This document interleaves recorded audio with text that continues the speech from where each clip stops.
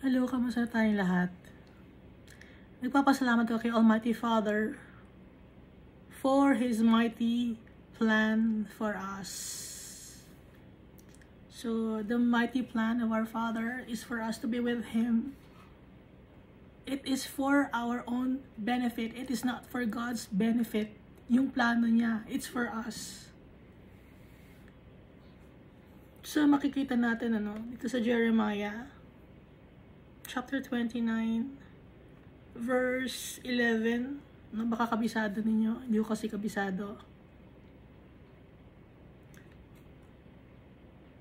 For I know the thoughts that I think toward you, says Yahweh.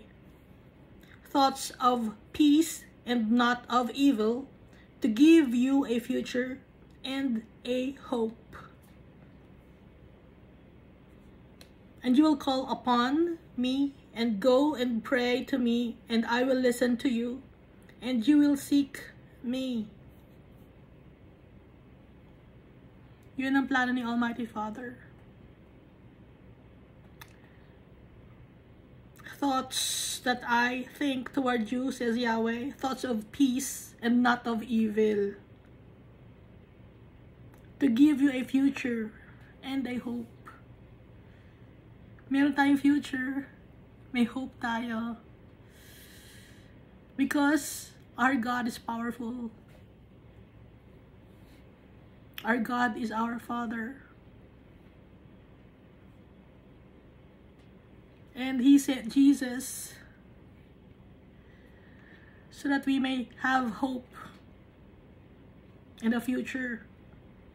Dahil kay Jesus Christ, nalinis tayo sa ating mga kasalanan. May chance tayo, no? Meron tayong hope for the future.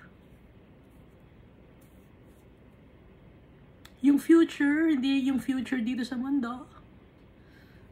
Dahil alam natin na yung mundo na to ay nasisira, no? So, ang future natin is with the Almighty Father and Jesus Christ and the Holy Spirit. In the heavenly abode of our Father. Yung pagmamahal ni Almighty Father sa atin, sobra-sobra, na nabasa natin sa Book of Revelation, na ginawan niya tayo ng bahay, napakagandang bahay. Yung New Jerusalem, may mga gates yon at nilagyan niya ng mga gems, no? Kung babasahin niyo sa Book of Revelation, naka-describe doon, may mga gems, yung mga gates, maganda.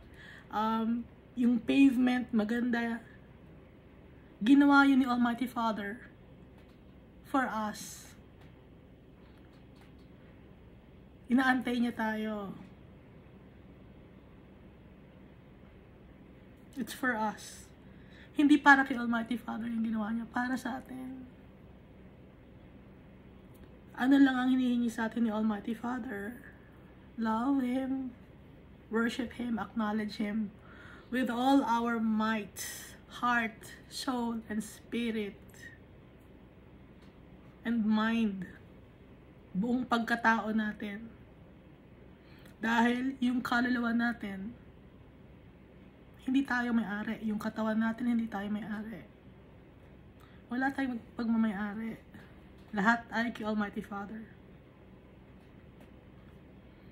Even the things that you can see around you, hindi sa inyo yan. Saan kayo nakatira? Inyo ba yan? Hindi inyo yan.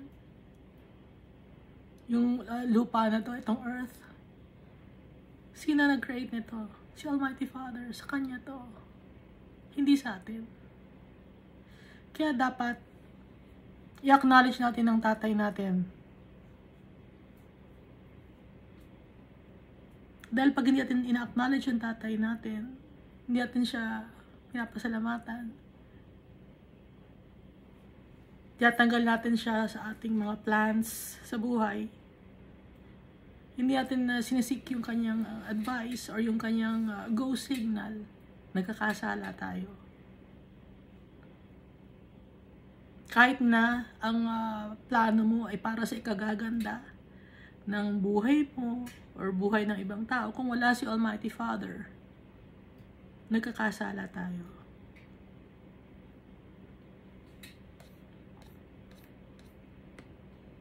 Dahil si Almighty Father, ang laging isip niya tayo, yung plano niya tayo. Tapos tayo, anong inisip natin? Sarili natin, ano? Selfish kasi tayo. Pero si Almighty Father, lagi niyang iniisip tayo. I-save tayo, ma-save yung soul natin. Pero tayo, arrogant, prideful. Akala natin kaya nating save yung sarili natin. Nagtitiwala tayo sa tao. Nagtitiwala tayo sa kung anong mga bagay meron tayo na akala natin makakapag-save sa atin. Hindi mapagkakatiwalaan ng tao, hindi mapagkakatiwalaan ng mga bagay na hawak mo. Pinagtitiwalaan mo yung insurance mo.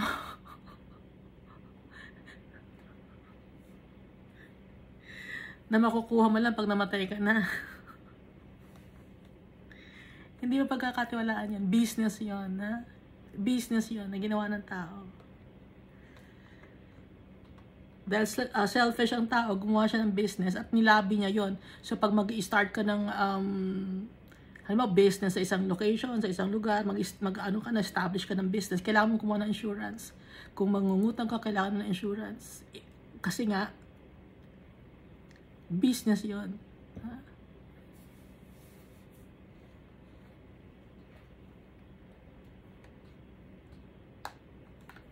Greediness dahil hindi ka nagtitiwala kay Almighty Father, mas nagtitiwala ka sa pera, hindi mag-i-insured natin to. So naglag karon ng lobbying yon at yon ay naging batas. Naging legal.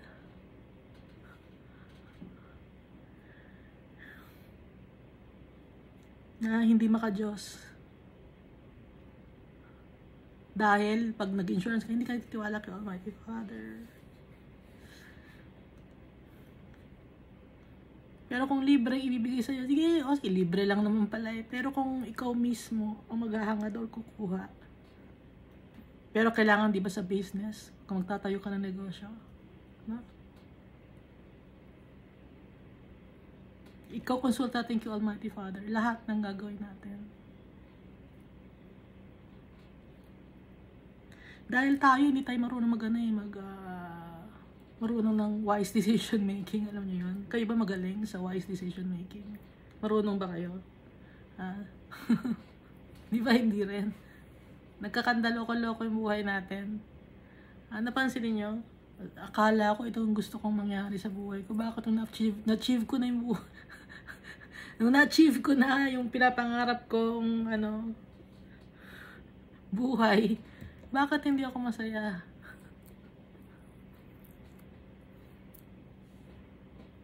Hinahayaan ka ni Almighty Father sa decision mo.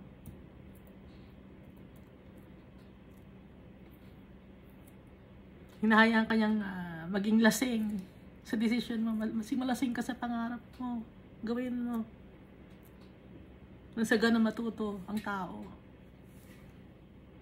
Hindi pa tayo matututo kung hindi pa tayo nasasaktan, kung hindi pa natin ma-realize na yung mga plano pala natin mali, palpak.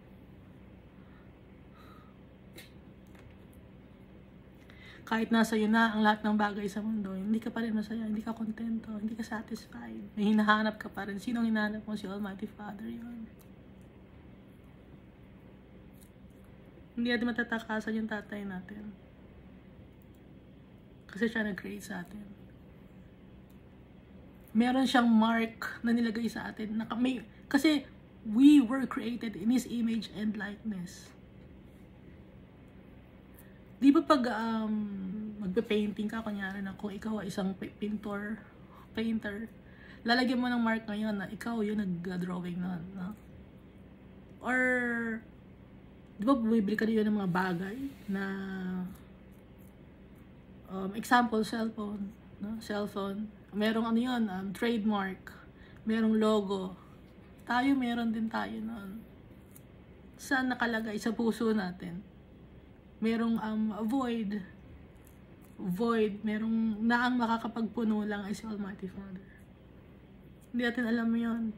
Akala natin ang hinanap natin yung buhay na maganda, masatisfied. Hindi. Kaya lagi tayong magpasalamat sa tatay natin dahil laging tayo ang kanyang iniisip.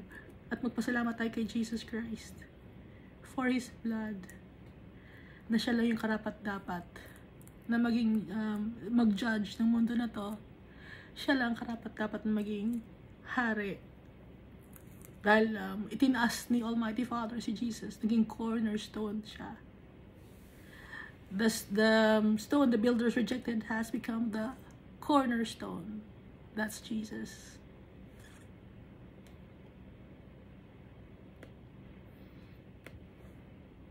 Salamat tayo kay Jesus Christ. He's faithful and true to our Father and to us. Si Jesus Christ yung firstborn among the dead. Kaya tinawag siyang firstborn among the dead.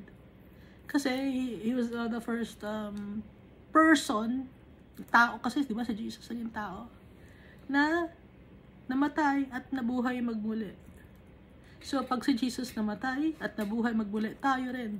Buhay din tayo. I-live natin yung body natin. No? Dahil ang katawan na to ay gawa sa lupa or clay or alikabok. Di ba yung clay, alikabok yun, na may tubig? Nabibigyan na tayo ng magandang katawan. At hindi tayo makikilala. Gaya ni Jesus Christ, nung nag-resurrect siya, after 3 days, hindi siya nakilala ng kanyang mga apostles and disciples.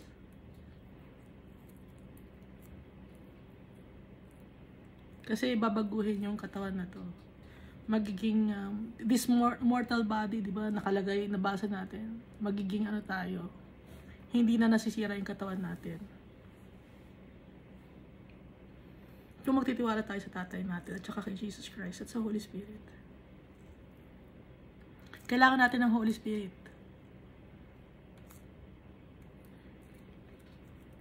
Siya nagpapaalala sa atin, siya binibigyan tayo ng fruits of the Holy Spirit. Gifts. Para yun makapag-share tayo sa mga tao. Kaya tayo may fruits and gifts. I-share natin sa mga brethren natin. Yung kindness, gentleness, faithfulness, self-control. Yun ay ipapakita natin sa ating mga brethren.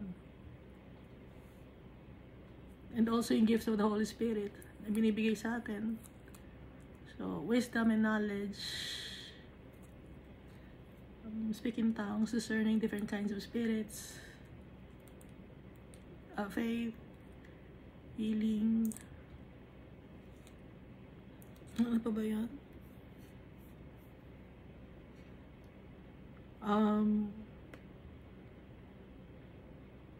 Translation of the speaking in tongues,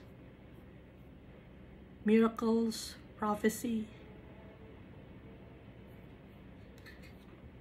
So, lahat ng bigay ng Holy Spirit, ito ay nagagamit natin, no? Pinapagamit sa atin ng Almighty Father, binibigay sa atin through the power of the Holy Spirit dahil para makatulong tayo sa brethren natin. Hindi to pang greediness. Yung fruits of the Holy Spirit, nakikita ito ng mga tao sa atin. Hindi ba nila nakikita yung baka akala niya literal na bunga, no? Kundi yung kilos natin, galaw natin, sa pagsasalita natin, mapapansin ng mga tao. Hindi nila alam kung ano yung meron ka, pero mapapansin ka nila.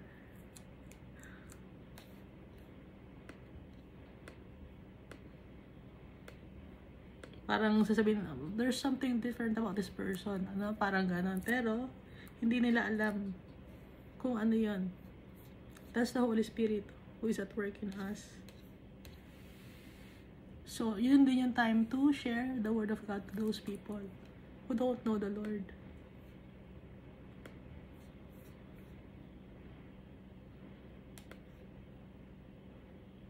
Tsaka, kung mahal natin si Almighty Father, laging yung natin, yung nababanggit natin, si Almighty Father.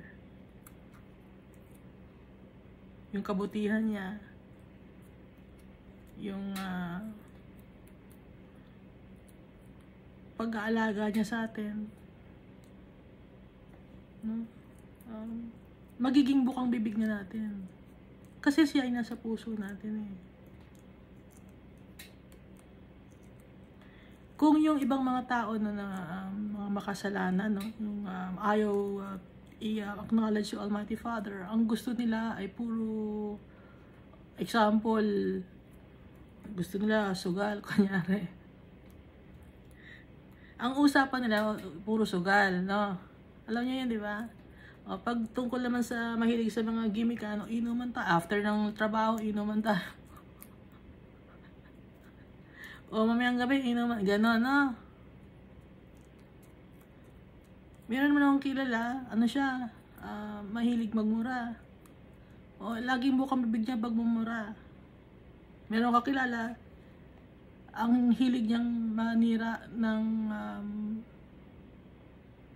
physical appearance ng tao, or ang tawag doon, nagpupula siya ng tao, physical appearance, lagi niyang binabanggit, uy, ang pangit nun, ang ganun yun, ba't ganun yung itsura nun, ayoko sa kanya, pangit siya, ayoko siya.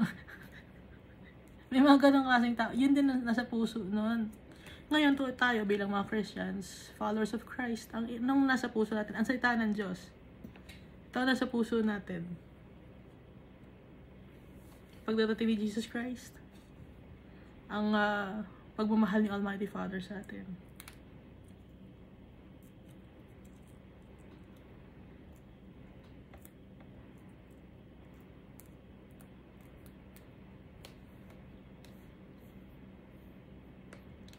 So last time binasa natin was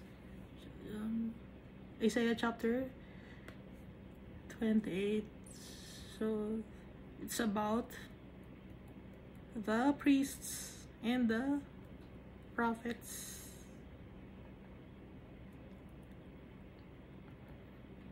Na nagkamali, lasing, no?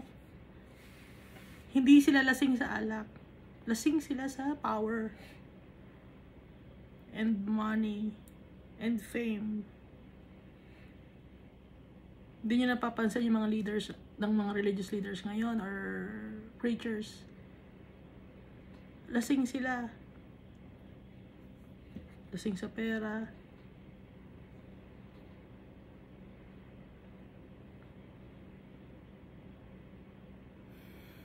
Lasing sa mga earthly possessions. Kaya mali-mali na yung kanilang mga ginagawa. Hindi nila nasusunod si Almighty Father. Pati na yung kanilang mga turo, nagtuturo sa mga tao, mali-mali na rin.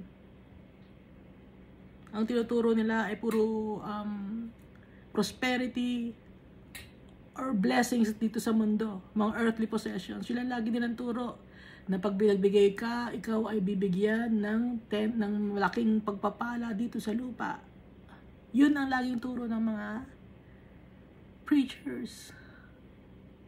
Yayaman ka pag mabigay ka ng 10%. Yun ang laging turo ng mga preachers, di ba?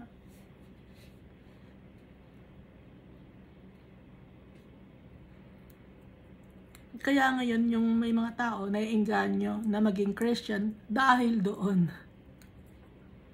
Dahil yayaman ka. Kaya naengganyo maging Christian. Mali yung purpose. Mali yung goal nila.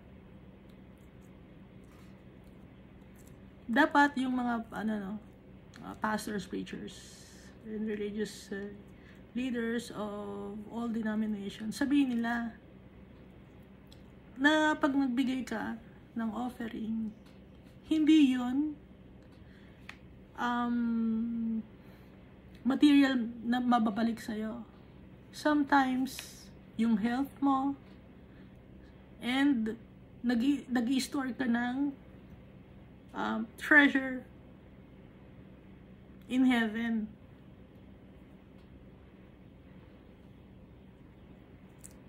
At hindi kailangan ng tithes, no? Kahit anong offering, kahit magkano. Ang importante, yung buong pagkatao mo, you dedicated it to the Almighty Father and Jesus Christ. Yun ang importante. At ipinamumuhay mo yung teachings ni Jesus Christ. Yun ang importante.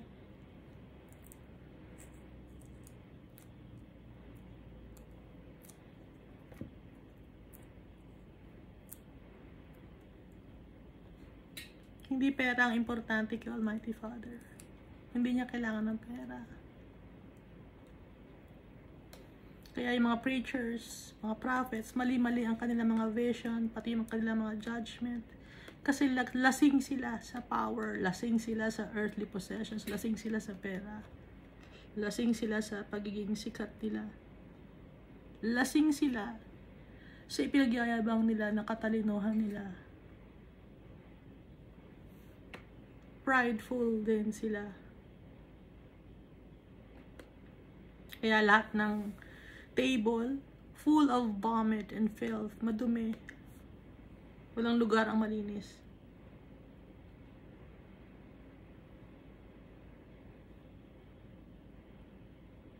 Kaya yung turo ni Almighty Father,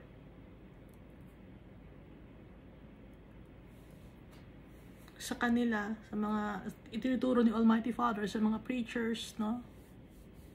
Mali ang pagkaka-interpret ng mga preachers sa mga binabasa nila. Dahil iba ang nasa puso ng mga preachers ngayon. It's all about earthly possessions, worldly pleasures.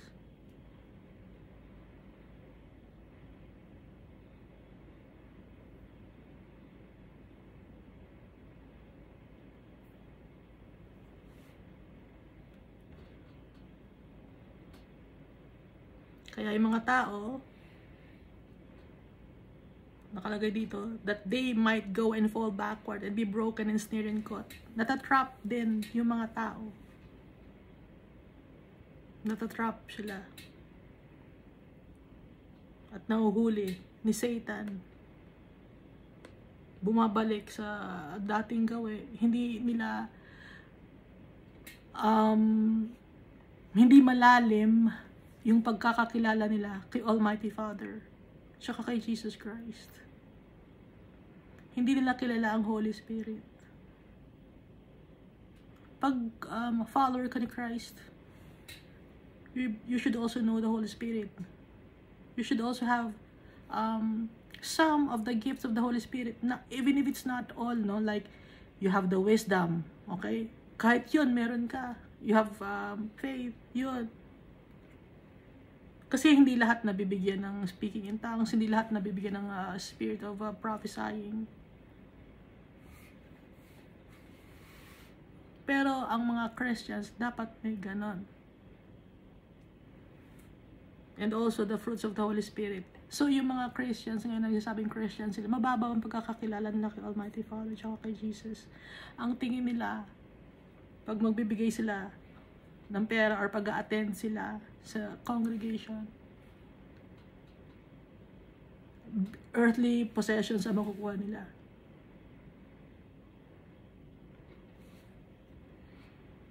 Hindi nila naintindihan ang mas malalim pa na meaning ng plano ni Almighty Father. And that is to give us a future and hope. That this world is only temporary. That we should not be storing wealth in this world. Instead, we should be storing treasures in heaven. So, paano tayo makakapag-store ng treasures in heaven? By following God's words. Following Him. Following Jesus Christ. Kasi, makakapag-store tayo ng wealth in heaven in that way dahil ang tunay na kayamanan si Almighty Father, tsaka si Jesus Christ. Sila ang inheritance natin.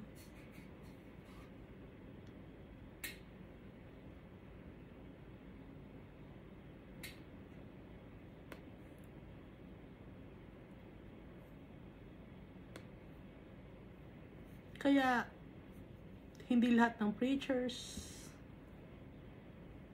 or priests, deacons, elders, napupunta in heaven. Kasi may mga hindi sila itinuturo na tama, ayaw ng ilang ituro sa mga tao. Ngayon, yung mga tao na yun, napupunta ngayon sa impyerno. Ngayon, yung mga tao ngayon na nagtuturo, meron silang responsibility sa mga tao. Pinapagalitan ni Almighty Father yun. Bakit hindi mo itinuro to? Ganon. Bakit ang tinuturo mo lang puro earthly possessions, material things?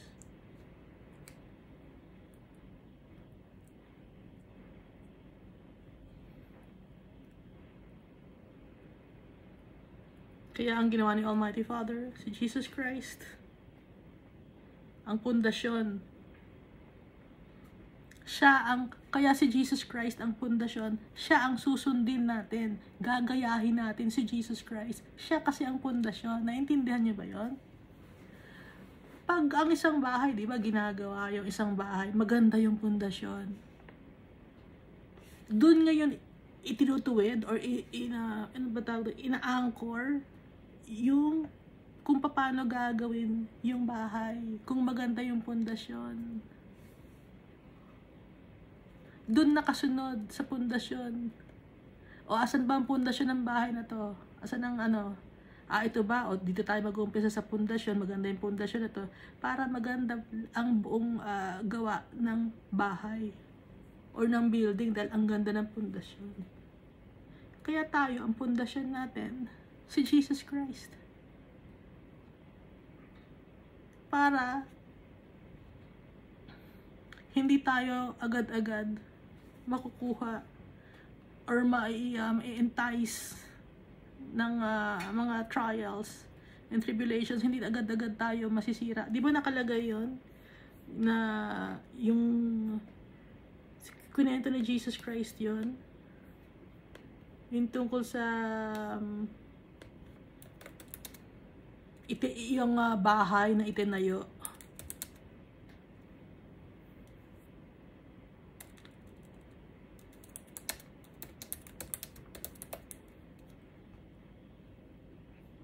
Building the house on the rock, hindi sa sand. Matthew chapter 7 verse 24 to 26.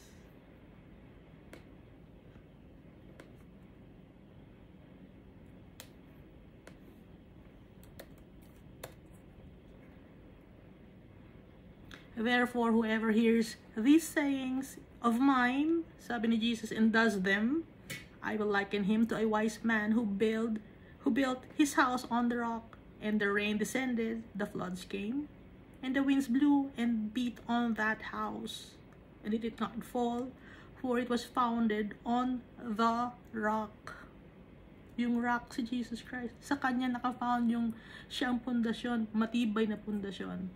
But everyone who hears these sayings of mine and does not do them will be like a foolish man who built his house on the sand.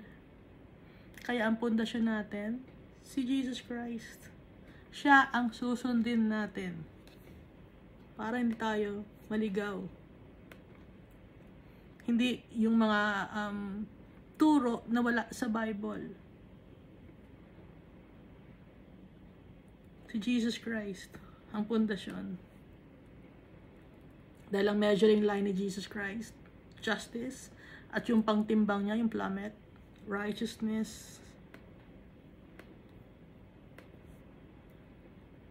At pag sinunod natin yung magandang pundasyon na si Jesus Christ, hindi tayo matitibag.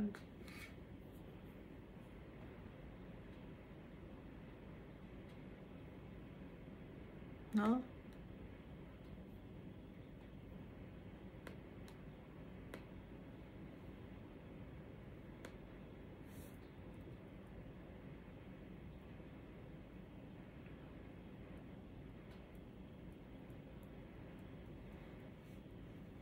At yung tatay natin ay makapangyarihan. Kaya tayong paglaban. Hindi tayo kailangan, wala tayong dapat gawin. kaya niya tayong ipaglaban. Siya ang nagbibigay sa atin ng strength, knowledge, and wisdom. Dito makikita, no? For the Lord will rise up as Mount Perazim. He will be angry as in the valley of Gibeon. Malakas yung tatay natin.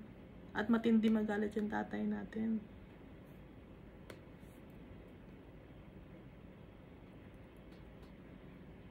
Pakinggan natin yung turo ni Almighty Father. Hindi lang makinig, kundi gawin natin, intindihin natin. Dahil darating ang oras ng harvest time. Hindi lang puro pagtatanim, blowman, patience, no? Hindi lang laging ganun. Kundi darating ang time na magkakaroon ng harvest time. At tayo, hindi tayo lahat pantay-pantay. Iba-ibang klase ang pagtatanim sa atin. Iba-ibang klase tayong halaman. No? Nakalagay dito, does he not sow the fennel or the black cumin and scatter the cumin? The plant the wheats in rows and barley in the appointed place and the spelt in its place. So, iba-iba tayo ng pinagdadaanan sa buhay, pero same intensity.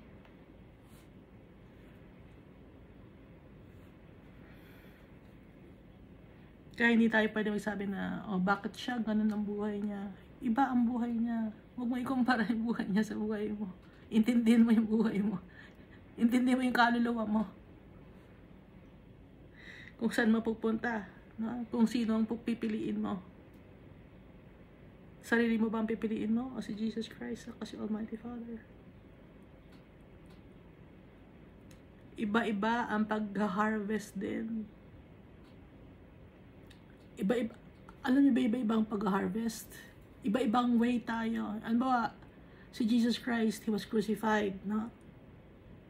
Sino pa ba? Anong ginawa kay, si Stephen, binato siya ng bato, o harvest, no? Parang hinarvest yung kaluluwa.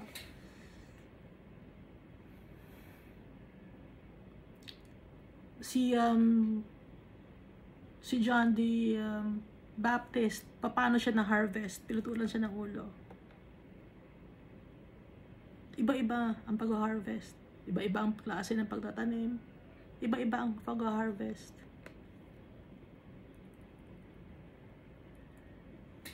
Kaya huwag natin ikumpara ang sarili natin sa iba. Ang isipin natin, mahal tayong lahat ni Almighty Father. And it's all for His glory. Para sa taas ng pangalan ni Jesus Christ at ni Almighty Father.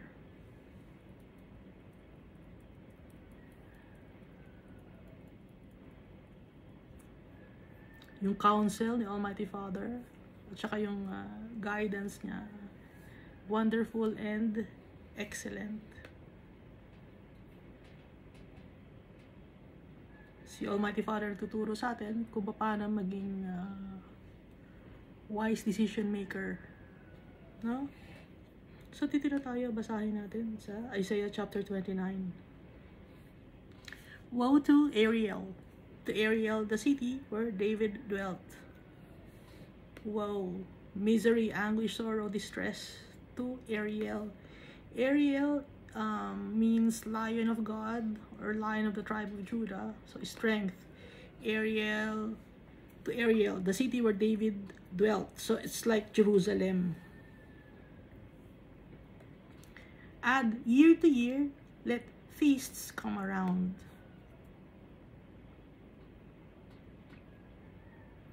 Every year, yung mga tao, they commemorate events and they celebrate, no? Yet, I will distress Ariel, pero I will shake the people. No? Kasi Ariel, pag sinabing Ariel yung lugar, damay syempre doon yung mga tao na nakatira sa Ariel. Didistress ko ang Ariel, sabi ni Almighty Father.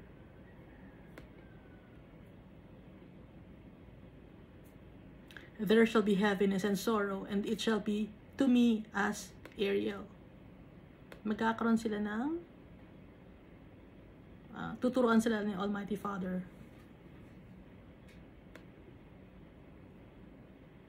heaviness and sorrow, trials and tribulations.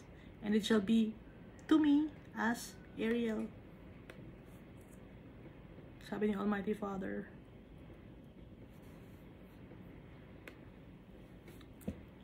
Lahat tayo dumadaan sa trials at tribulations. Walang exempted. Exempted po ako, pwede. Punta lang ako ng restroom. Teacher, punta lang ng restroom. Hindi, wala exempted. Lahat tayo dumadaan. Kaya hindi rin pwede ikumpara ang buhay natin sa mga ibang tao. Ang ganda ng buhay niya, mayaman na siya. Ganon, di ba, ang mga tao? Uy, nakapag-abroad na siya. Di ba gusto yung mga tao gusto mag-abroad? Napuntahan na niya ang buong planeta ng hanggang Pluto, nakapunta na siya. Nakapunta na siya sa sun. Nakapunta na sa araw.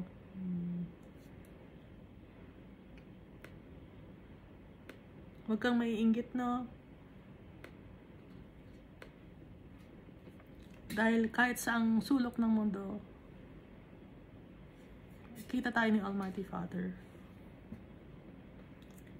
Lahat ng tao may pinagdadaanan sa buhay. Lahat ng tao may trauma, may experiences na hindi maganda. Kaya wag mag-inggit.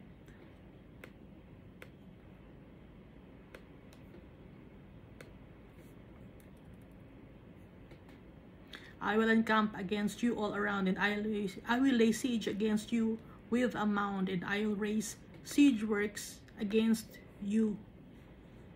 Sabi ni Almighty Father sa mga tao sa Ariel or sa Jerusalem or Judah. Sakop kasi ng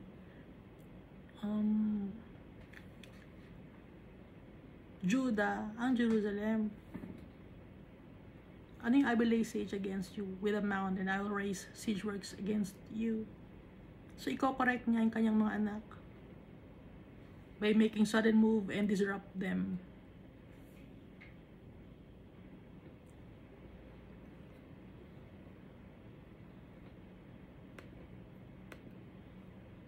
Yayanagin ni Almighty Father yung mga tao.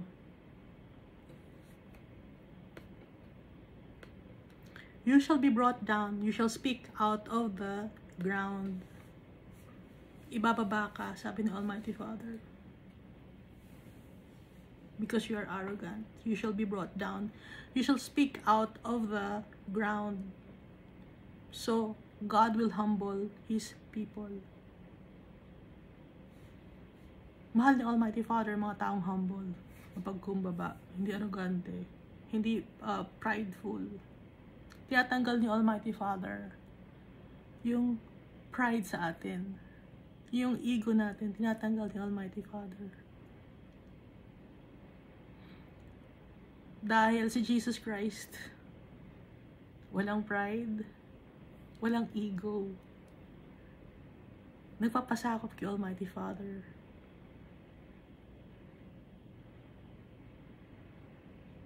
So dapat tayo rin ganon. Your speech shall be low out of the dust. Your voice shall be like a medium's out of the ground, and your speech shall whisper out of the dust.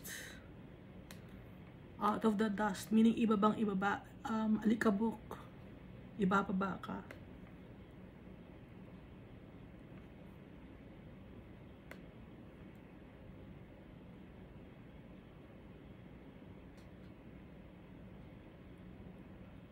Whisper out of the dust, yung pati yung bibig mo nasa lupa na. Moreover, the multitude of your foes shall be like fine dust, and the multitude of the terrible ones like chaff that passes away. Yes, it shall be in an instant, suddenly.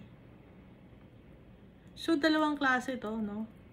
Yung isa, yung anak ni Almighty Father, ibinababa niya, na-humble niya.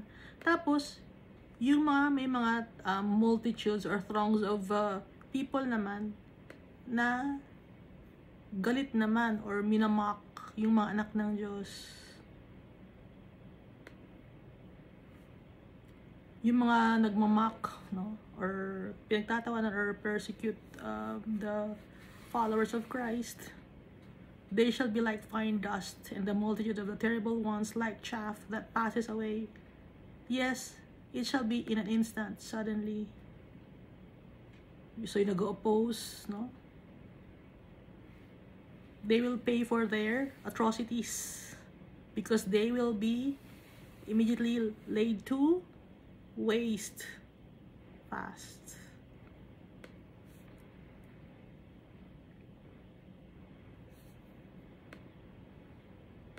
Ituloy natin, you will be punished by the Lord of hosts with thunder and earthquake and great noise, with storm and tempest and the flame of devouring fire. So, i-allow ni Almighty Father maka-experience ang mga tao na mga painful events and no one can stop it. Paparusahan ni Almighty Father.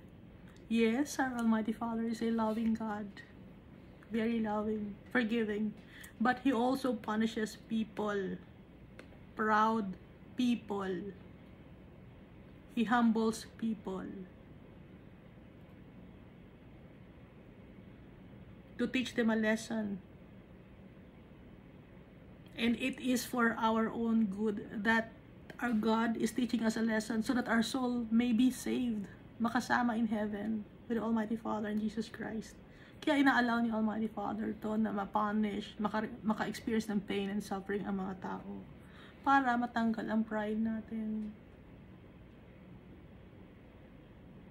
Para maalala natin siya na wala tayong magagawa kung wala siya. Para ipakita ni Almighty Father yung ganyang power. Dahil may mga tao na nahihinaan kay Almighty Father. Nahihinaan ba kayo kay Almighty Father? Nahihinaan ba kayo kay Jesus Christ? Kaya hindi nyo sinisik yung kanyang help, yung kanyang advice. Sa tingin niyo mas magaling kayo kay Almighty Father. Kaya hindi niyo siya kinikilala.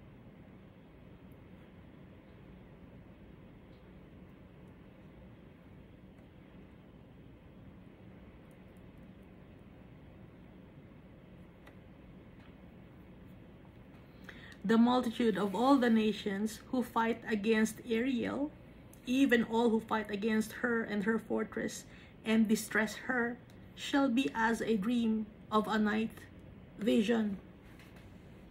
Magkakaroon ng nightmares. Yung mga tao or yung mga nations or throngs of people, multitude, na umaaway sa mga anak ng Diyos. Sa mga chosen people of God. They will experience nightmares. Mahirap yun, ano? Yung time mo nang matutulog ka tapos akala mo pahinga ka na. yung pala ang panaginip mo, ang pangit, nightmare.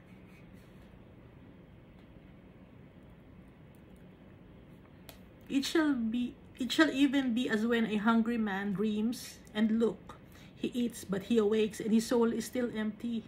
Or as when a thirsty man dreams, and look, he drinks, but he awakes, and indeed he is faint, and his soul still craves. So the multitude of all the nations shall be who fight against Mount Zion. Nakikipag-away or inaaway ang mga anak ng Diyos. Ayaw kilalanin si Almighty Father. Magkakaroon sila ng nightmares na parang isang lalaking gutom, no? Sa panaginip. Yung na-experience na ba yung natulog ka ng gutom, tapos sa panaginip mo kumain ka, uy nabusog ako, tapos pagkagising mo gutom pala ako, hindi pala ako busog, panaginip lang pala yun. O kaya naman nakatulog ka ng uhaw, tapos sa panaginip mo ang dami mong iniinom, no? Pero pagkagising mo Bakit ka nangihina? Yung pala, panaginip mo lang na uminom ka. Ang totoo, uhaw ka talaga. Panaginip mo lang yun na nakainom ka.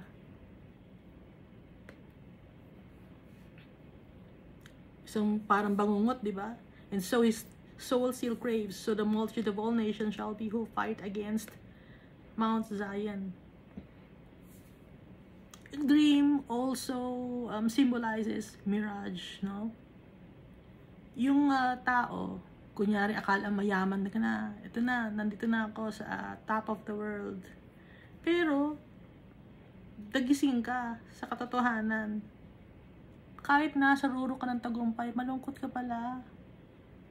Nag-iisa ka pala. Ito ibig sabihin nun. Kahit nasa na lahat ng kayamanan, akala mo magiging satisfied ka na.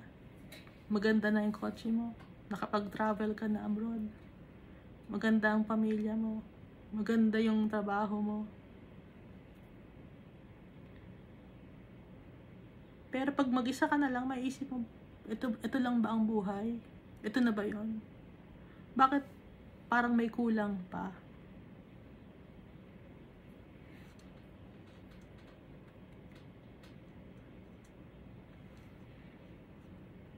Hindi masasatisfy ang mga tao. Dahil inaaway nila si Almighty Father.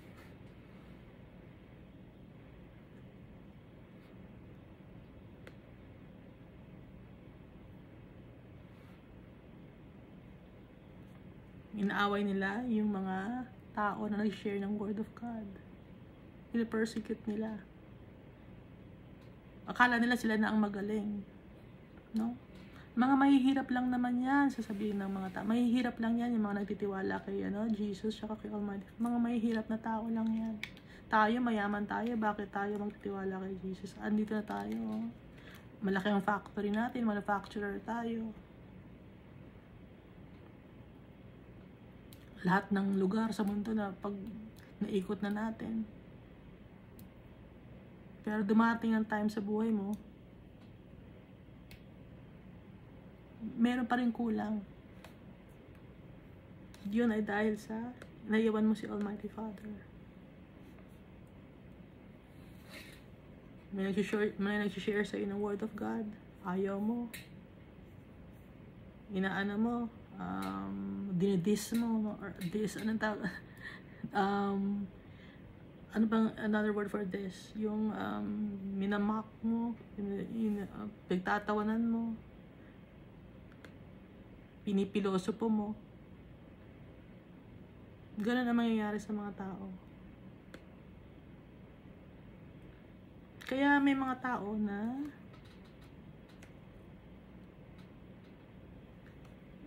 kahit nasa kanila ng lahat, nag-iinom pa rin sila, nagdodroga pa rin sila, marami pa rin silang gustong gawin sa buhay nila. Kasi akala nila, yung drugs, makakapagpalimot sa kanila, akala nila yung alak, magiging masaya na sila, malilimutan nila ang problema nila, mafulfill na sila. Maraming mga asawa, akala nila lahat ng asawa nasa akin na, fulfill na ako.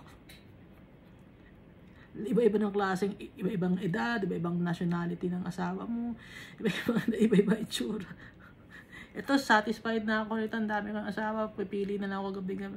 Hindi ka pa rin masatisfied. Kasi ang kulang sa'yo, si Almighty Father, tsaka si Jesus Christ.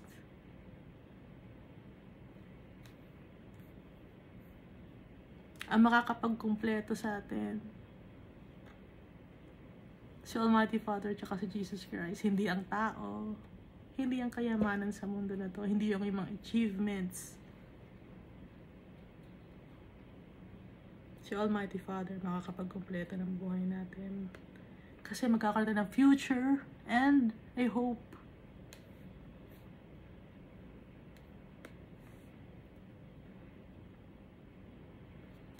Dito na tayo, no? Tuloy natin. Hindi ako mention ng verse, no? Ituloy lang natin kahit hindi na ako nagme-mention ng verse. Gusto nyo, isundan nyo sa verse sa Bible ninyo. Kasi originally, wala naman talagang verse ang Bible and chapters. para mas maintindihan. Mas naintindihan ko kasi pag tinanggal yung, yung verses. Inalaw naman ako ni Almighty Father. Tanggalin yun. Kasi originally wala talaga yun. Guideline lang or guidance for Robert S. Ginn.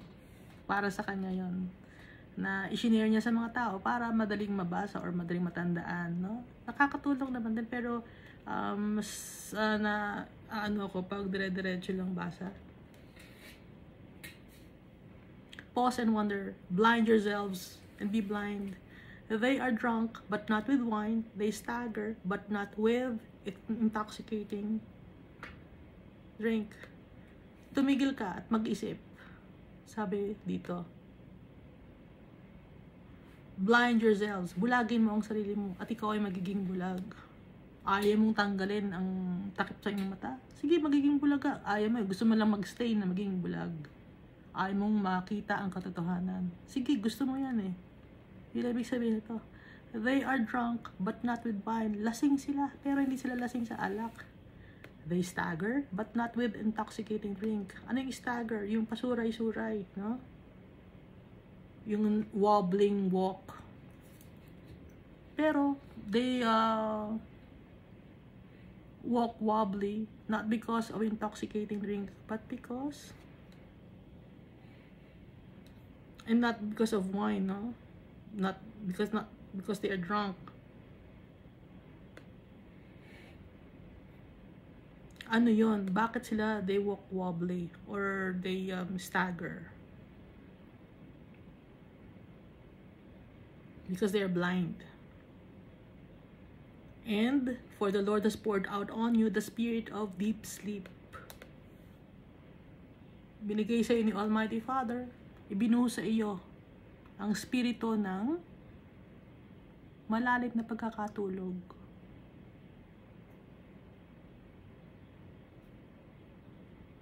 He purposed it for people to be asleep and to be blind. He allowed it to happen. Inaalaw ni Almighty Father. Ngayon maraming mga taong ayaw bulag sa katotohanan, ayaw tanggapin ang katotohanan. Ayaw lang buksan ang kanilang mga mata. Hindi, ito ang gusto namin. Ito ang nakasanayan na namin. Ito ang tradisyon namin. Ito ang tinuro sa amin ng kanununununuan namin.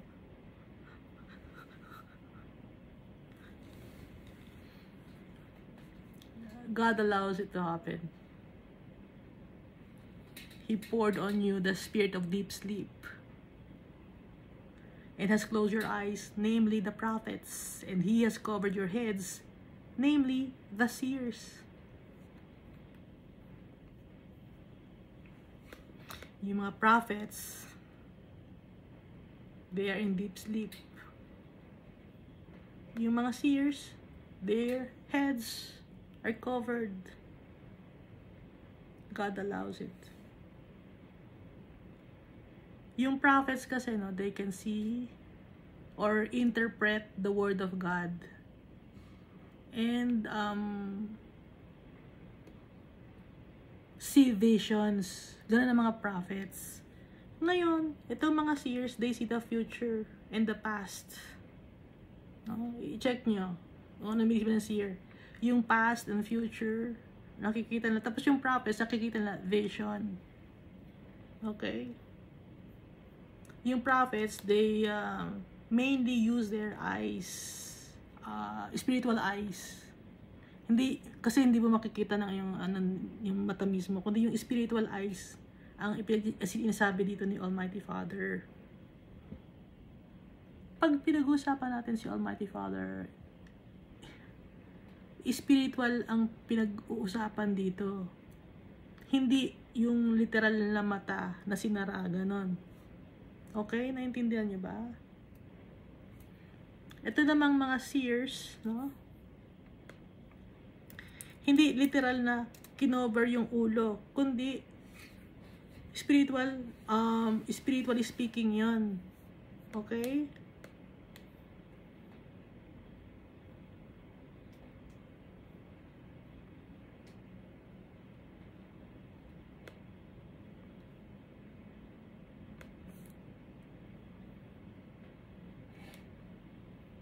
Yung seers nakaka-perceive ng something obscure, interprets and clarifies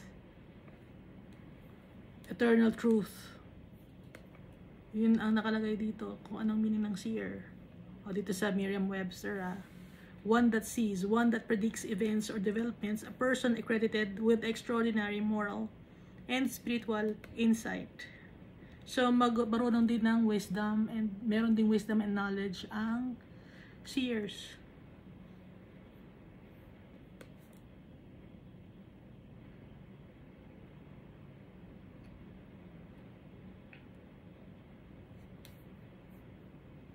Ngayon yung prophets nakakakita ng mga visions.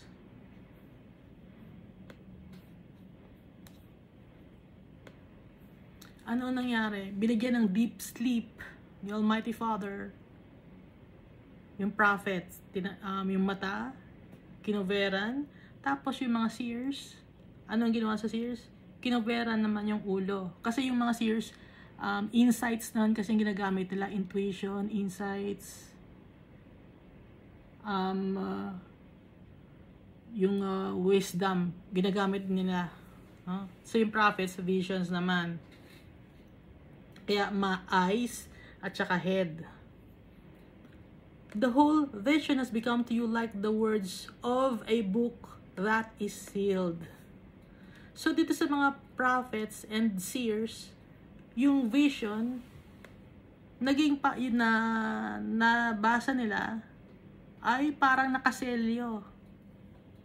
Ibig sabihin ng ang book ay nakaselyo, hindi naka-reveal kung ano ang ibig sabihin ng book na yun. Naintindihan niyo ba?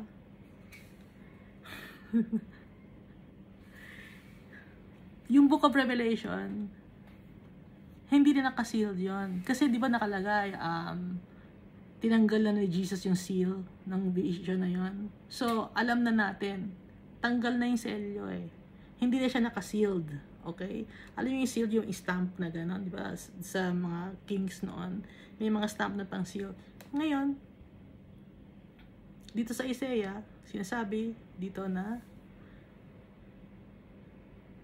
yung whole vision has become to you like the words of a book that is sealed.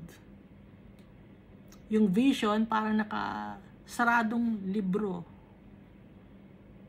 Hindi alam kung ano ang ibig sabihin. So dito sa book ng sa Old Testament, maraming mga prophetic books dito.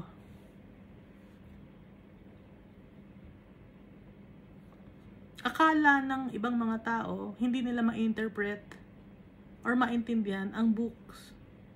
Ezekiel, Jeremiah, Isaiah,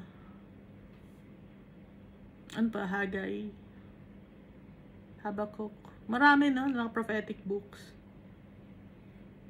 Malachi. Hindi maintindihan ng mga tao.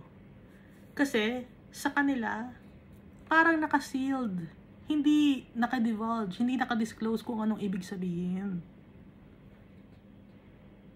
Kasi nga, ang ginawa ni Almighty Father, the Lord has poured out on you the spirit of deep sleep, and has closed your eyes, namely the prophets, and He has covered the heads, namely the seers.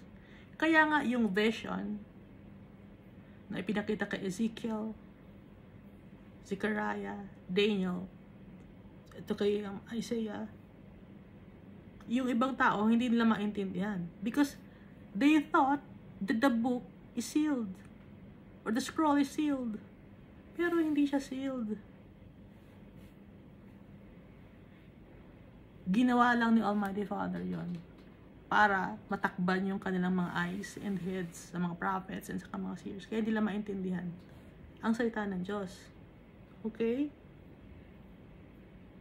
The whole vision has become to you like the words of a book that is sealed, which men deliver to one who is literate, saying, read this. So, may mga tao na dinadala example, no, itong Book of Revelation. Kasi ang dami mga names na binabanggit dito, mga places na hindi naman familiar sa mga tao kung nangyari na ba to.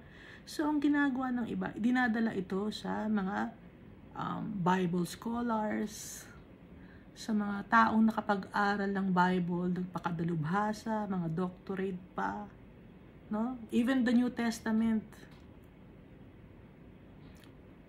para maintindihan ang salita ng Diyos.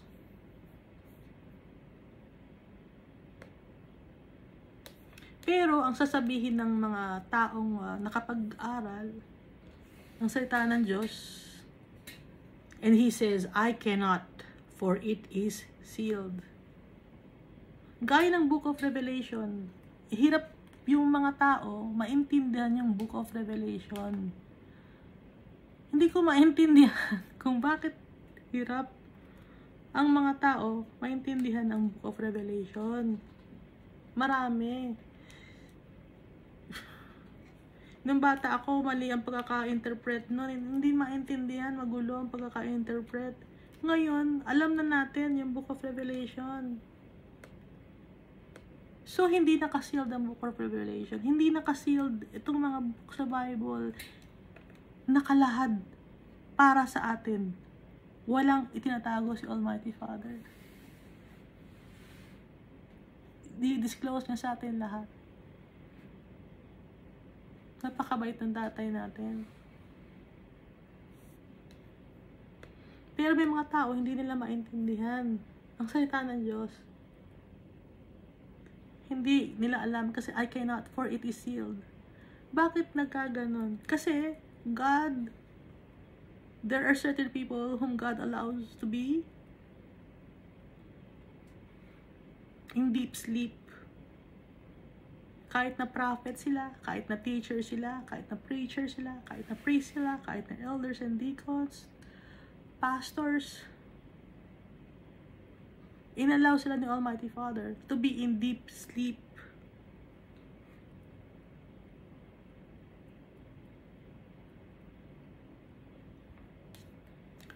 Tuloy natin. Then, the book is delivered to one who is illiterate.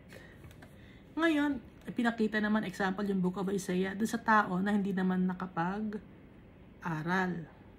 Ano na naman sasabihin ng tao hindi nakapag-aral? Una sa tao nakapag-aral na Bible scholar, mataas ang pinag-aralan, nasa school of prophecy siya, alam niyo, nag-aral siya, nagbayad pa siya ng malaki para makapag-prophesy, hindi na babayaran ng Holy Spirit, ha?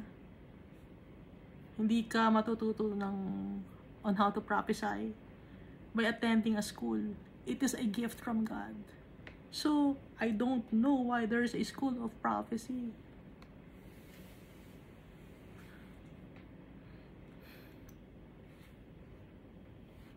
Prophecy is a gift of the Holy Spirit. Para binabastos ngayon yung Holy Spirit. Bakit ka magkakaroon ng school of prophecy? Hindi matututunan yan sa book. Hindi mo maaaral yung prophesying on your own. Sa tao, hindi mo matututunan yun. Matututunan mo yun kay Almighty Father through the power of the Holy Spirit. So they are mocking God. Why did they establish a school of prophecy? Establishment. So tuloy natin to, no? Then the book is delivered to one who is illiterate, yung hindi nakapag-aral, no? Marunong siya magbasa, pero hindi siya nakapag-aral. Saying, read this, please.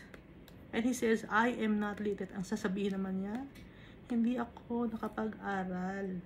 Hindi ko rin siya maiintindihan. So, dalawang klase ang nilapitan. Yung tao na mataas ang pinag-aralan sa Bible, gumagawa pa ng book. Mali naman yung itinilagay niya sa book. Gumawa pa siya ng book. Mali naman ang inilagay niya sa book. Huwag kayong bibili ng book na gawa ng so-called Christian. Huwag na. Why do you need a book? What is it for? You have the Bible. You have the Lord. So why do we need the book? Another book? So, yung makakabili lang ng book na yun lang ba makakakilala kay Almighty Father? Bakit hindi nilang gawin libre yung ginawang book ng tao na yun? pinagkakitaan pa si Almighty Father.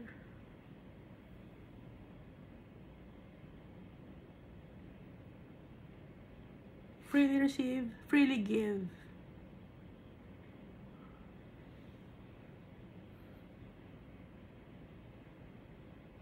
Kaya huwag kayo bumili ng book. You read the Bible on your own. Ask God's guidance. Humble ourselves before the Lord.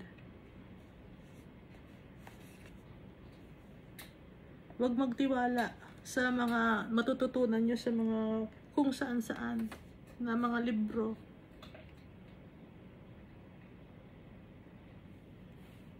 Mas maganda yung mag-aaral kayo ng sarili ninyo. No? Matututo kayo, mas makikilala niyo pa si Almighty Father. Mas matutuwa si Almighty Father dahil hinahanap natin siya.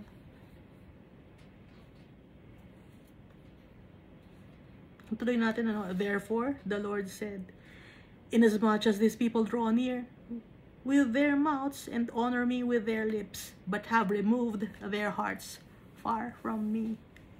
Ang sakit, no? Nung nararamdaman ni Almighty Father. Itong mga tao na to, sabi ni Almighty Father, pinag-uusapan nila ako, pinupuri nila ako, itinataas nila ang pangalan ko. Pero yung puso nila, malayo sa akin. May mga ganong preachers, teachers, elders, deacons, Bible scholars. Pinupuri si Almighty Father. Tinataas ang pangalan ni Almighty Father. Pero yung puso nila, wala na kay Almighty Father. They are only using the name of our Father for their selfish ambition.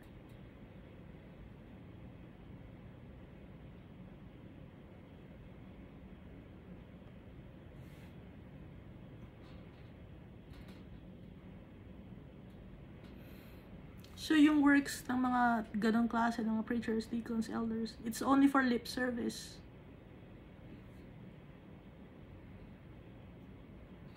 Pero malayo ang puso. Tinanggal nila ang puso na kay Almighty Father. Sa nila yung puso nila. Sa earthly possessions. Mas doon sila nakafocus. Kunyari, pinipraise si Almighty Father and then nakakakuha ng pera, no? Usually, ganun kasi. Usually. Ginawang business. Ginawang trabaho. Pero yung puso nila wala na. Si Almighty Father. Malayo. Hindi na sinusunod si Almighty Father.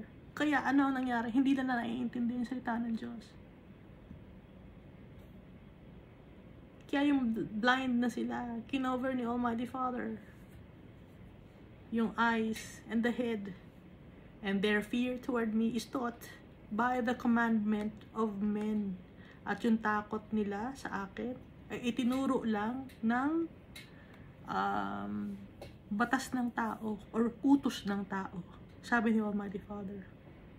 Kasi si Almighty Father, dapat ma-experience natin yung takot natin kay Almighty Father.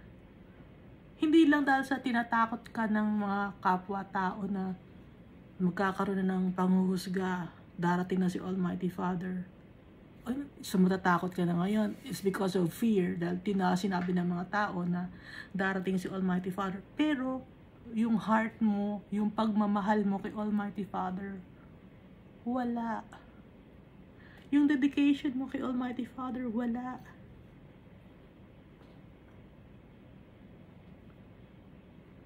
Kaya nga di ba sabi, love the Lord your God with all your soul, with all your might, with all your mind. Lahat ng buong pagkatao mo. Pero ito, na sinasabi ni Almighty Father, takot lang ang mga tao kay Almighty Father dahil sa araw ng paghuhukom. Dahil tinuro ng tao. Pero yung experience nila, yung pagmamahal nila kay Almighty Father, wala. Yung earnestness Yung yearning for the Father, wala sa kanila. Therefore, behold, I will again do a marvelous work among these people, sabi ng Almighty Father.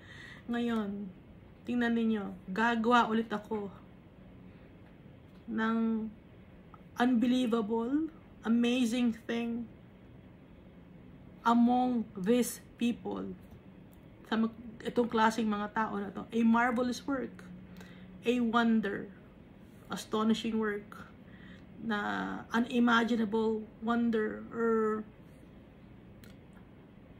unfathomable, hindi maipaliwanag. Gagawa ako ng marvelous work, sabi ng Almighty Father. For the wisdom of their wise men shall perish. Dahil yung wisdom ng mga matatalinong tao, tatanggalin ni Almighty Father.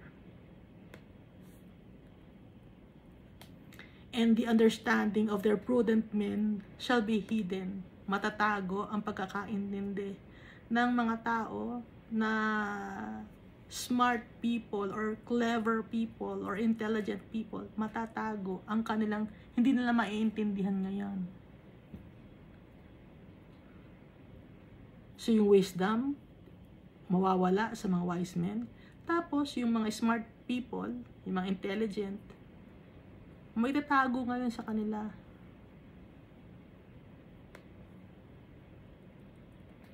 Woe to those who seek deep to hide their counsel far from the Lord, and their works are in the dark. They say, who sees us and who knows us? Nakakaawa, no? Woe to those people na naghahanap ng malalim na advice ng malayo kay Almighty Father. They seek advice and guidance from other people and not from the Lord. And their works are in the dark. Hindi nila ipinagmamalaki yun, kundi ano yun, itinatago nila. Akala nila walang makakakita, walang makakaalam. Surely you have things turned around. Sabi ni Almighty Father, nagkabaliktad kayo. You have things turned around. So people have mixed up the teachings of God. They've added and removed some of the laws and decrees that God commanded, or some of the words that God mentioned. Iniiba nila. They are twisting the word of God. Shall the potter be esteemed as the clay?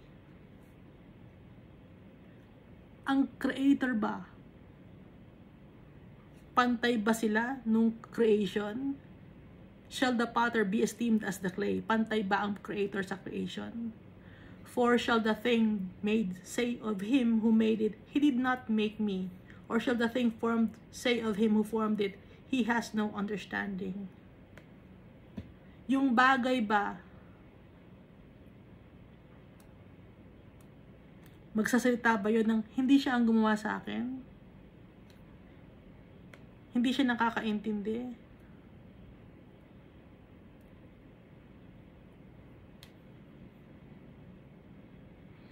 Are we greater than our Creator?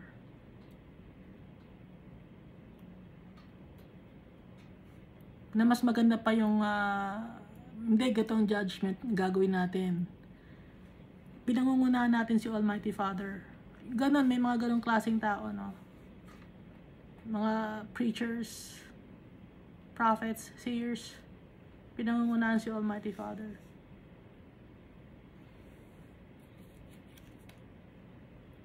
Yung mga visionaries, pinangungunahan si Almighty Father. Hindi nila sinisik yung guidance si Almighty Father. Akala nila sila na yung magaling.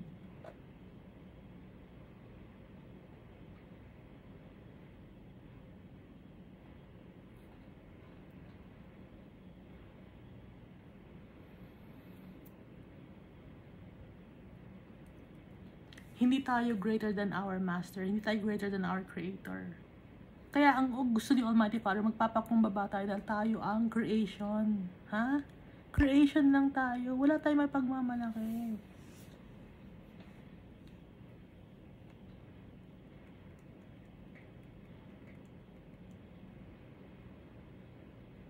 Kaya tatanggalin ni Almighty Father. Mapapahiya ang mga tao, mga matatalinong tao, full of wisdom and understanding. Mapapahiya sila. Pati yung mga tao na kaya lang sila natatakot kay Almighty Father dahil sa takot mamatay. Pero yung takot na totoong takot because they love God, wala sa kanila.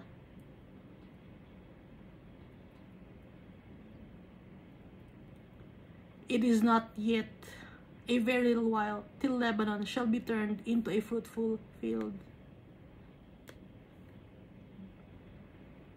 Madali na lang na mangyayari. Sabi dito na ang Lebanon ay magiging isang fruitful field, abundant.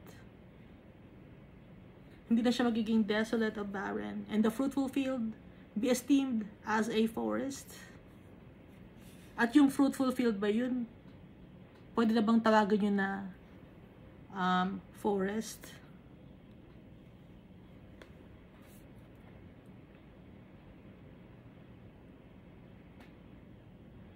In that day, the deaf shall hear the words of the book, and the eyes of the blind shall see out of obscurity and out of darkness.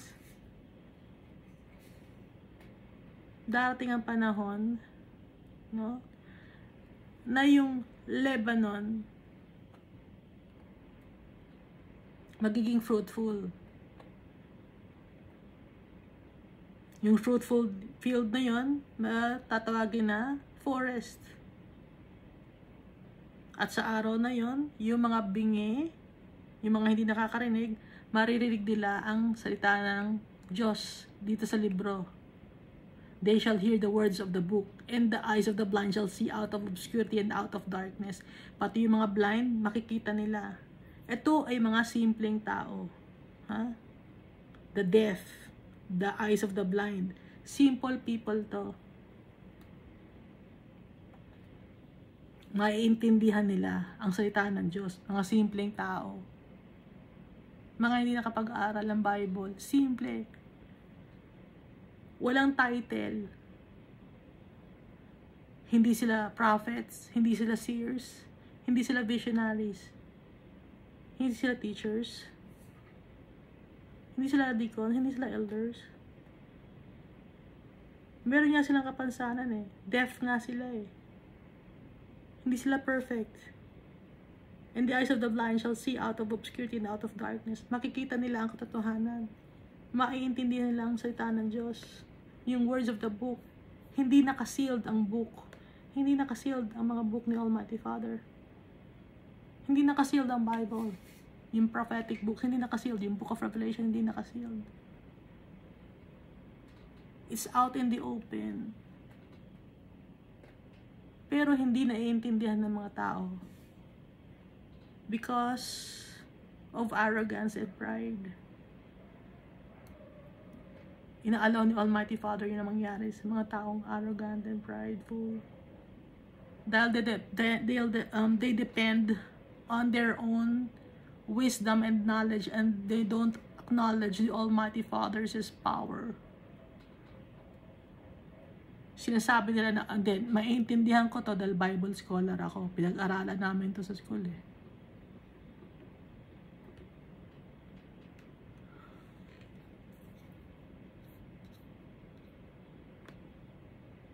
Tumanda na ako, nagbabasa ako ng Bible, alam ko to, naiintindihan ko to. Pero hindi pa nila maintindihan. So ngayon, yung mga bingi, maririnig nila ang salita ng Diyos at maiintindihan nila yon. Pati na yung mga bulag, makikita nila kung ano yung nakasulat sa Bible. They shall see out of obscurity. Kahit na mahirap intindihin, no? Kasi obscurity, ano to, ibig sabihin ito, murkiness or complexity. Kahit complex, yung Word of God, maiintindihan ng mga simpleng tao.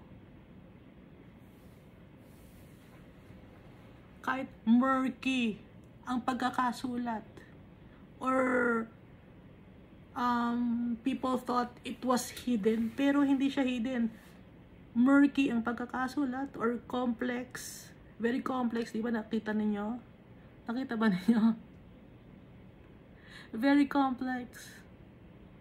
Pero naiintindihan ng mga tao na blind at saka namang na papakinggan at naiintindihan din ng mga deaf, mga simpleng tao, mga hindi perfect people. Kahit hindi nakapag-aral, naiintindihan. Why?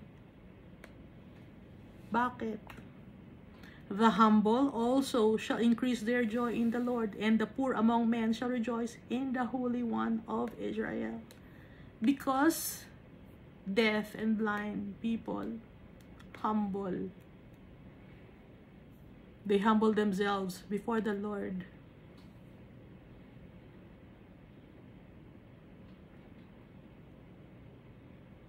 Kaya naiintindihan ang Bible. Naiintindihan ang salita ng Diyos. Kahit na complex.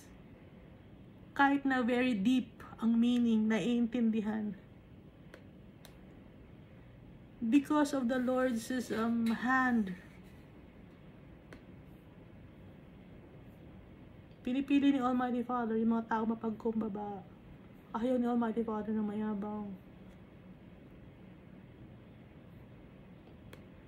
And the poor men, or the poor among men, shall rejoice in the Holy One of Israel. Sino ba yung mga poor? Yung poor ba in earthly possessions? Hindi. Poor means common people. Hindi, wala sa itaas. No? Common people lang. Simple. Ordinaryo.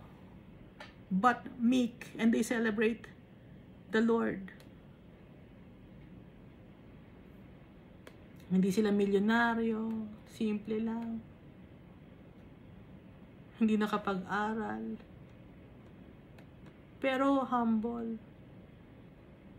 Meek. Naiintindihan. They are rejoicing because they can understand the word of the Lord.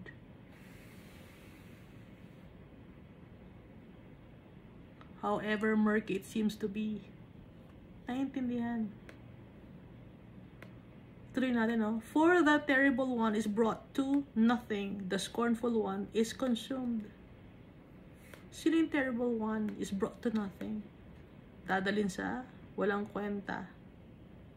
Yung mga arrogant people who see themselves as high and mighty will be made low. And the haughty and overbearing people will be agitated and troubled. And all who watch for iniquity are cut off. At lalo na rin, yung mga tao na mas pinipursue ang kasalanan, they are being removed. Sinasabi nila na Christians, sila are followers of Christ, but if they still don't follow God's commands, ano yun? It's just for lip service that they are saying that they are followers of Christ. They praise God, but their hearts are far from the Lord. No, nabasa natin, di ba?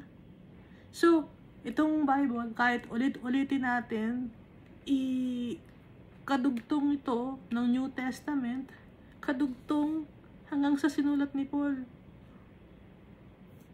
Nagme-merge lahat sila. Hindi contradicting. Walang discrepancy.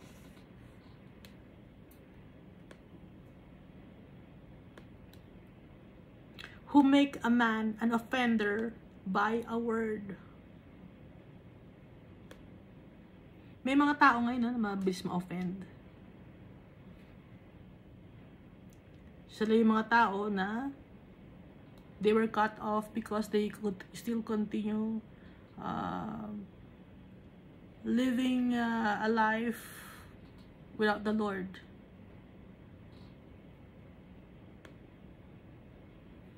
Who make a man an offender by a word, and lay a snare for him to reprove, who reproves in the gate, and turn aside the just by empty words? Who make a man an offender by a word?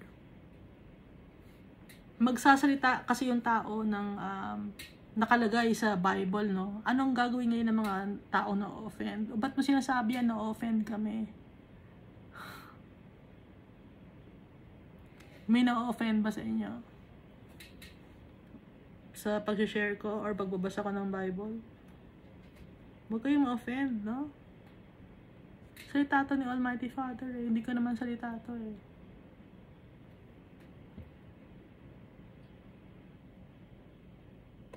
Ginagawa niyong mali yung tao nagsasalita ng tama. Ginagawa niyong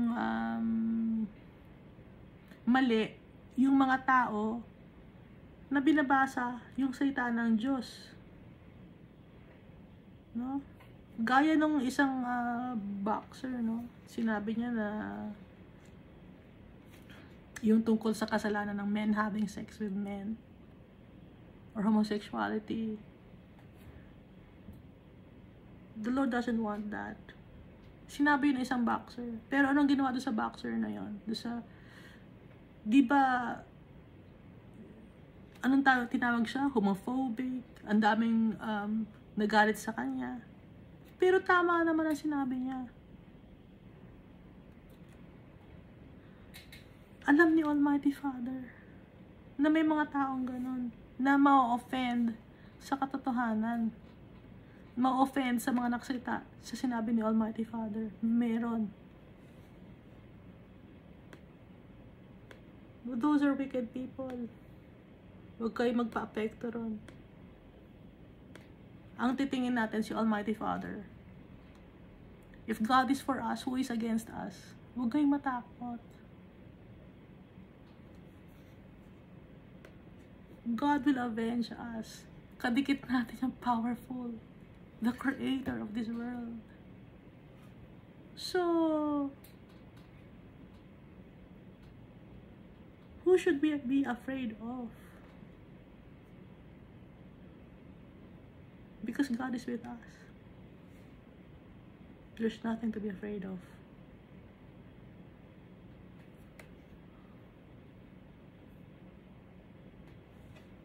And lay a snare for him who reproves in the gate. Gumagawa siya ng trap for those who rebukes and castigates or reprimands or criticizes evil works, no? May mga ganong tao. Kinakastigo niya or nire-reprimand niya, mali yung sinabi mo, bakit maraming nasasaktan ng mga tao. Maraming nasasaktan ng mga tao. Pero si Almighty Father, yung feelings ni Almighty Father, matagal na niyang kinikimkim. Matagal na niyang binabastos ng mga tao.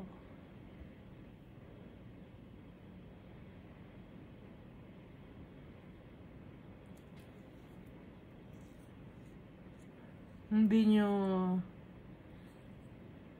kino-consider si Almighty Father. Matagal na binabastos ng mga tao. Pero wala kayong masabi, di ba? But sa tingin ninyo, walang pakiramdam si Almighty Father? Sa tingin ninyo, hindi nagagalit si Almighty Father? Pag binablaspheme niyo yung name niya, pag hindi niya siya ina-acknowledge, sa tingin ninyo, hindi nagagalit si Almighty Father? Dahil loving siya. Yun ba yun? Our God is very loving. But He also punishes those people who are evil.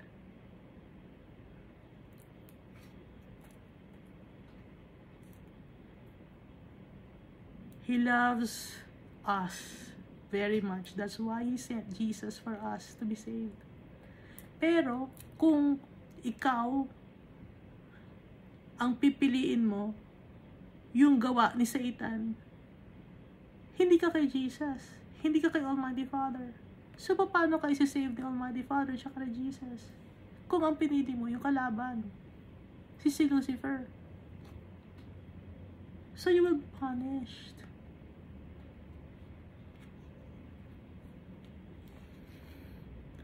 God has every right to punish us because He created us. may rights to Almighty Father because He owns us. He owns our soul. He owns our all of the things that you can see in this world. He owns it. Even the things that you cannot see, He owns it. He owns it.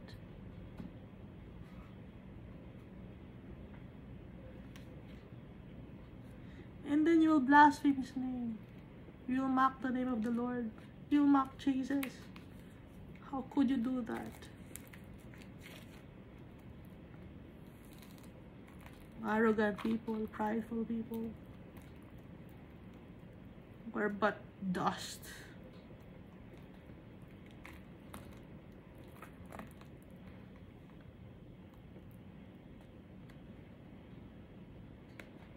Tuloy natin, ano? And turn aside the just by empty words. Anong turn aside the just by empty words? They put off, they deflect, no? By empty words. Pinagsasabihan yung taong gumawa ng tama o nagsalita ng tama, pinagsasabihan ngayon by empty words. Walang kwentang mga salita. Pinagsasabihan mo yung taong gumawa ng tama. Just like the boxer na pinagsabihan, huwag kang gagawa ng ganyan. Bakit? Kasi masasaktan yung mga yung mga tao na alphabet genders. Those are empty words. Masasaktan. But our Father, nasasaktan siya. Because of our sins, nasasaktan siya. Selfish kasi tayo. Lagi lang natin iniisip ang salitaan ang sarili natin. Si Almighty Father, hindi natin iniisip. Yung totoo nagmamahal sa atin, hindi natin iniisip. Yung totoo nagsisave sa atin, yung totoo nag-care sa atin, hindi natin iniisip. Kung ano sasabihin ni Almighty Father, binabaliwala natin siya. Inuuna natin yung sarili natin. Yung gusto natin, yung gusto lang laman natin. Laging tayo. Wala naman tayong kwentang tao. Bulok tayo. Bulok. Madumi tayo.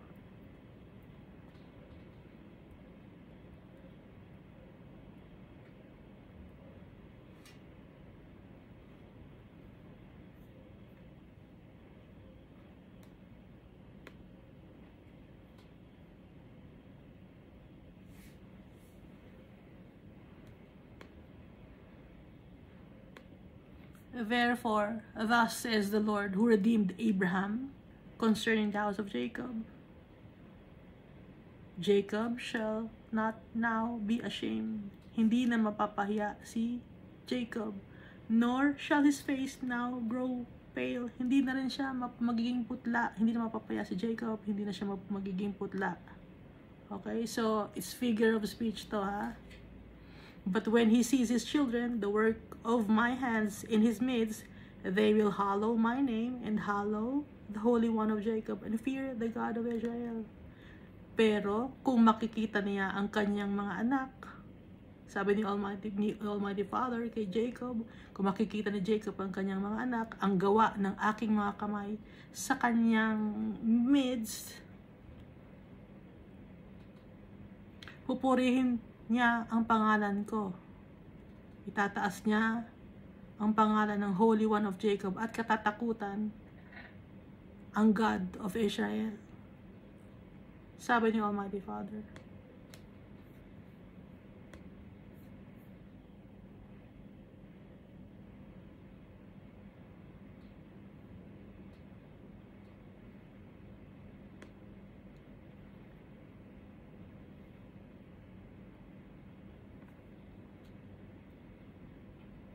So si Jacob, no? Yung Jacob ulitin ko figure of speech yun. Hindi siya sa ngayon mapapahiya. Hindi siya ngayon mapuputla. Pero kung makita niya ang kanyang mga anak, the work of my hands, ibig sabihin, pinerfect ni Almighty Father, tinuruan ni Almighty Father yung mga anak ni Jacob. Makikita niya in his midst, pupurihin ngayon ni Jacob ang aking pangalan and hallow the Holy One of Jacob and fear the God of Israel.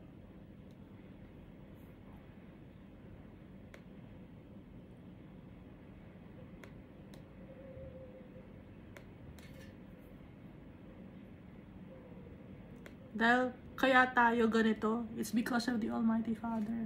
Natututo tayo because of the Almighty Father. Dumadaan tayo sa trials and tribulations because of the Almighty Father. He purposed it to happen so that we may be perfect like Jesus. Si Jesus dumaan siya sa matinding trials. At napagtagumpayan yun. At siya ngayon ay perfect. He never sinned.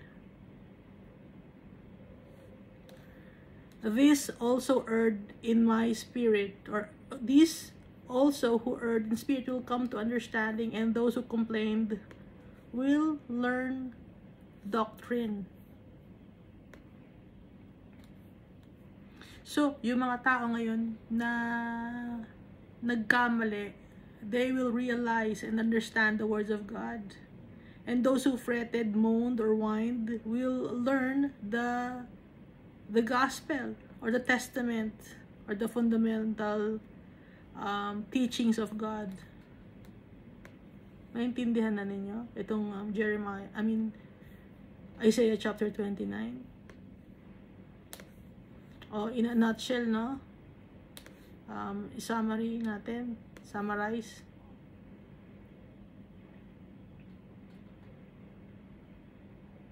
Tuturuan ni Almighty Father ng leksyon ng kanyang mga anak. Yung mga kalaban ng kanyang mga anak, mawawala yon. Walang dapat gawin ng mga tao. Si Almighty Father ang kumakalaban sa mga kalaban ng kanyang mga anak. Pinagtatanggol ni Almighty Father ang kanyang mga anak.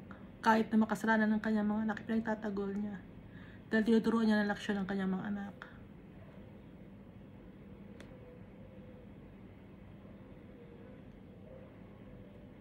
Ngayon, yung mga nakikipag-away sa mga anak ng Diyos, may void sila sa puso nila.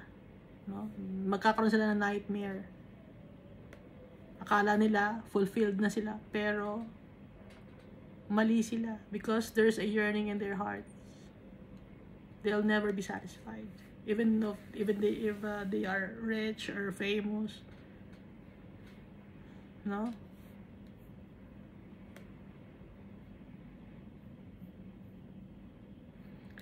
And then dito naman, magkakaroon ng deep sleep ang mga prophets and seers, mga visionaries, mga gumagawa ng plans for the future. Babasahin nila ang Bible. Nakapag-aral sila ng Bible. Mataas ang pinag-aralan nila. Hindi nila maintindihan. Ang sasabihin na, it is sealed. Prophetic book, nakasealed daw. Tapos, lalapit naman sila sa mga illiterate, so hindi nakapag-aral ng Bible. At, ang sasabihin naman doon ng mga taong yun ay, I am not literate. Dahil, yung mga tao, imbis na lumapit kay Almighty Father with their hearts, by praising God, with their hearts, worshiping God with their hearts, they worship the Lord by just using their mouth and not their hearts. It's only lip service. They honor God with their lips, but the heart has been their hearts have been removed already from the Almighty Father's.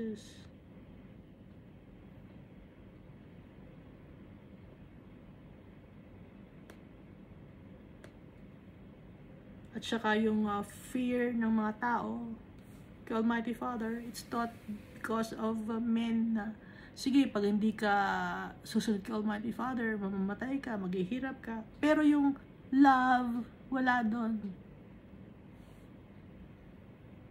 Kaya lang sumusunod dahil sa takot. And not because of love. Kaya ang gagawin ng Almighty Father, He'll do a marvelous work. Yung wisdom ng mga tao mawawala. Yung smartness, yung knowledge ng mga tao matatago.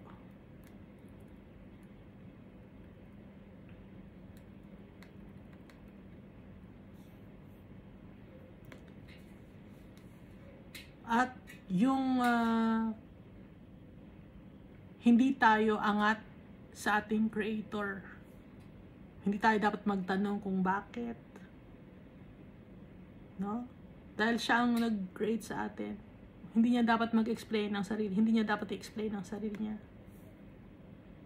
Dahil He knows what's best for all. At darating yung time na magiging fruitful. Ibabalik ni Almighty Father yung fruits. Na para magiging forest. At yung mga simpleng tao, pag narinig ang Word of God, naiintindihan na agad nila. Yung mga blinds, kahit na murky or obscure or complex ang salita ni Almighty Father, yung mga prophecies and all that's written in the Bible, maiintindihan nila. It's because they're humble. Humble also shall increase their joy in the Lord. And the poor among men shall rejoice in the Holy One of Israel. Poor, those who are poor in common people, no? Common people. Nakikita niyo sa kalye, common people. Walang position sa government, walang position sa society. Common people. Ngayon, yung terrible one is brought to nothing. Yung mga taong walang kwenta. Na kung ano yung nasa Bible, na-offend sila. Tinatrap nila yung mga tao tungkol sa salita ng Diyos. At pinuput off nila or they deflect the words of God by empty words. Walang laman. Kasi nasasaktan sila. Pero hindi nila alam sinasaktan nila si Almighty Father. Dahil ayaw nilang malaman ang katotohanan na nakasalalay sa Bible, na-offend sila. Mas pinoprotektahan pa nila ang tao kaysa pinoprotektahan nila si Almighty Father.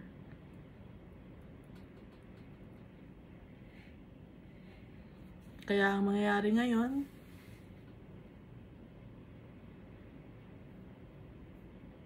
pag nakita ni Jacob or nakita ng mga tao ang anak ni Almighty Father, magre-rejoice sila, pupurihin nila ang Holy One of Jacob at katatakutan nila si Almighty Father dahil tinuruan ni Almighty Father ang kanyang mga anak. So it's a miracle yun na binigay ni Almighty Father yung kanyang mga words sa mga simpleng tao na naiintindihan ng kanyang salita.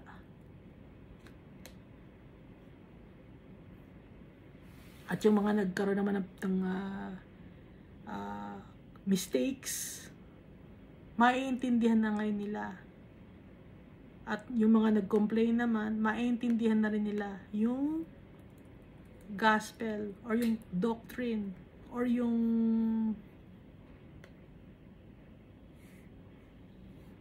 regulations and guidelines that God gave us.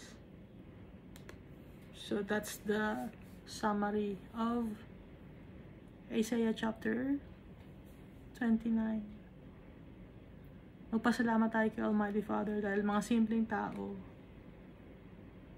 ang kanyang mga ginagamit para ma-share ang salita ng Diyos. Hindi mo kailangan mag-aral, magpakadalubhasa, magbayad ng malaki.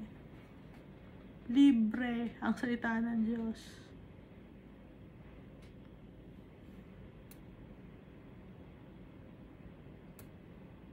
Si Almighty Father ang magtuturo sa atin. Dahil pag turo ng iba, no?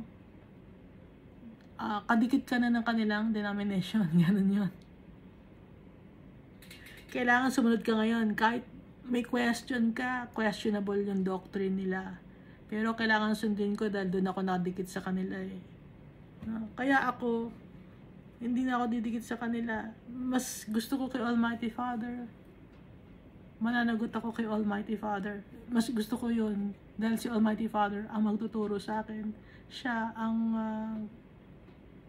Kahit masakit yung turo niya, tatanggapin ko. Dahil siya ang nakakaalam ng mas mabuti para sa akin.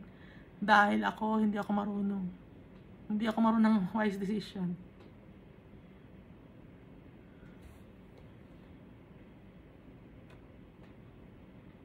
Kaya sana kayo din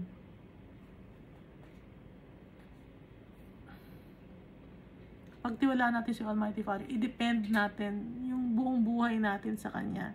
Isama natin yung puso natin, pagpupurihin natin si Almighty Father, hindi lang dahil sa salita, hindi lang dahil may business ka, o praise the Lord, or every Sunday, dapat purihin mo si Almighty Father, tapos on other days, nang scam ka ng tao, nanloloko ka ng tao.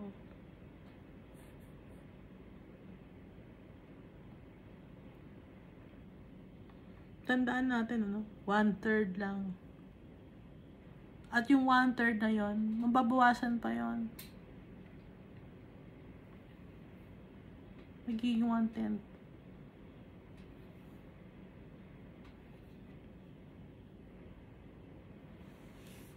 Kailangan makabalik tayo sa tatay natin.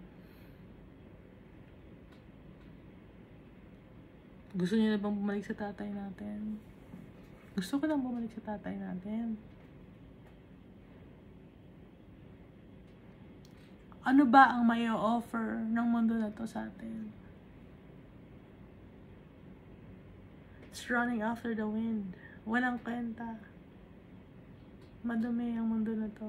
Sabihin nyo hindi madumi, ang ganda nga. Nakapunta nga ako sa BGC. Nakapunta ako sa ibang country. Sabihin niyo, ang ganda. Hindi madumi. Sa Japan, ang linis. Hindi, yun ang dumi na sinasabi ko. Dumi ng gawain natin.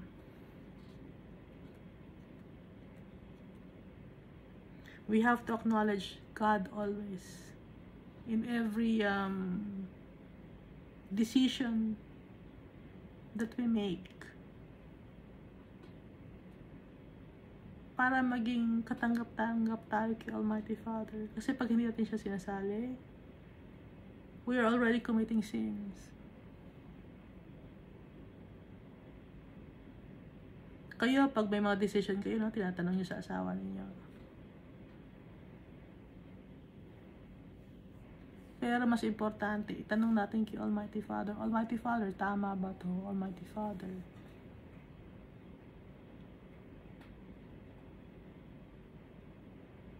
Ask God's guidance. Hindi niya tayo ililigaw. We will be always in the right path. Path to righteousness.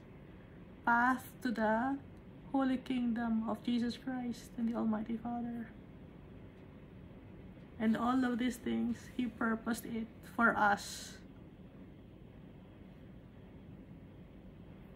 to go home to His heavenly kingdom. Thank you, and God loves us all so much.